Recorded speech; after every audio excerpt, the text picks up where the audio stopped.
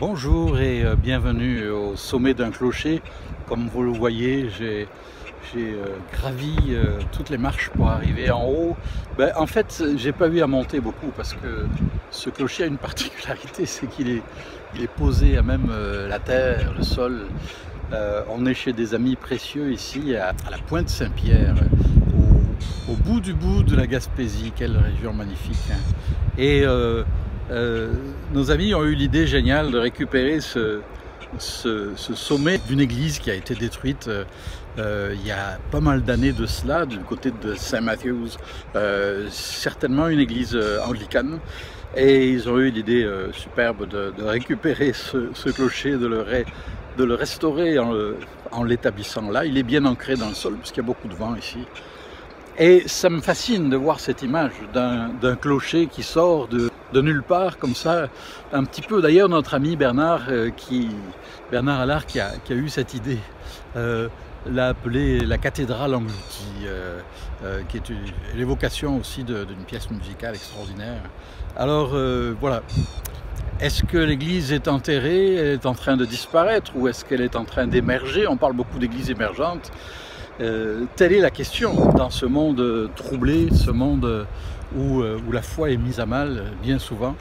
Eh bien, d'un côté, on pourrait dire qu'elle est engloutie, qu'elle disparaît peu à peu devant tant de drames qui ont fait la honte de la chrétienté et qui le font encore. Ou alors on peut dire que malgré tout cela, elle est là et puis qu'elle veut encore, qu'elle est en train de sortir de terre. Ça me fait penser à une parole de Jésus extraordinaire qui dit ceci dans l'évangile de Jean au chapitre 12. Et moi, quand j'aurai été élevé de la terre, j'attirerai tous les hommes à moi. Il disait cela en indiquant de quelle mort il devait mourir. Et c'est une parole très forte, quand j'aurai été élevé de la terre. Alors à quoi faisait-il allusion? Le texte le dit lui-même, on n'a pas besoin de l'inventer. Il faisait allusion à sa mort prochaine sur la croix. Il allait être élevé sur cette croix pour le salut des hommes, mais c'est plus que cela. Non seulement cela, avant qu'il puisse attirer les hommes à lui, eh bien il a été élevé par la résurrection. Nous le croyons de tout cœur. Et non seulement cela, mais il a été élevé dans la gloire céleste, on appelle ça l'ascension, quelque temps après. Et ensuite seulement, le Saint-Esprit est venu à la Pentecôte, et dès lors, tout devient possible, parce que le Saint-Esprit est là.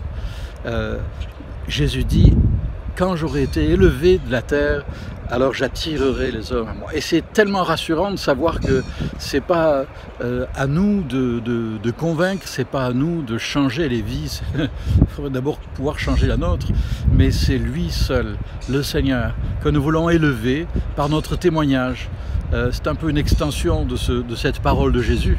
Par notre témoignage et par notre présence de croyants, dans toute notre faiblesse, on a parfois les pieds dans la boue et on est nous-mêmes bien fragiles, mais on est là. Et l'Église continue d'émerger et d'accomplir sa mission par des êtres faibles comme vous et moi. Puissions-nous dire chaque jour, Seigneur, je veux t'élever, je veux que ma vie t'honore et qu'elle pointe vers toi, que quelque chose dans mon témoignage, dans ma présence, sans grand discours, mais par mon exemple, quelque chose puisse dire quelque chose de toi, quelque chose de ta grâce, de ton amour, de ta bienveillance, de ta précieuse parole. Notre monde en a besoin plus que jamais. Et si nous élevons le nom du Seigneur par nos vies, malgré tout ce qui peut nous arriver, tout ce qu'on peut nous dire et toute l'hostilité peut-être parfois ou l'incompréhension, lui saura attirer les hommes à lui. C'est lui et lui seul qui est capable de le faire. C'est le Saint-Esprit et lui seul qui est capable de convaincre et d'attirer les hommes, les femmes, des garçons, des filles, des enfants à lui. D'ailleurs, il le fait tous les jours, beaucoup plus qu'on ne le voit, beaucoup plus qu'on ne le sait. À lui soit la gloire.